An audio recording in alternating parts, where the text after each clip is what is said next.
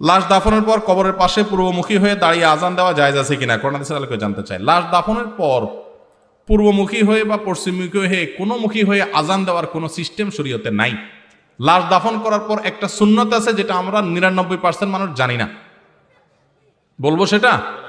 সে আমলটা হলো, লাশ দাফন করার পর মাটি দেওয়া শেষ, কবরস্থ করা শেষ, এবার যারা কবর দাফন কাজে শরীক হয়েছেন তারা সবাই কেবলামুখী হয়ে হাত তুলে আল্লাহর কাছে ওই মুর্দার জন্য দোয়া করবেন, এটা সুন্নাত।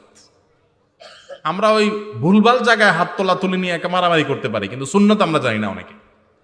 নবী সাল্লাল্লাহু আলাইহি সাল্লাম মাটি দেওয়ার পর কেবলামুখী হয়ে বলতেন, সালু লি আখিকুমুত তাসবিহ, ইস্তাগফিরু লি আখিকুম ওয়া সালু লাহুত তাসবিহ।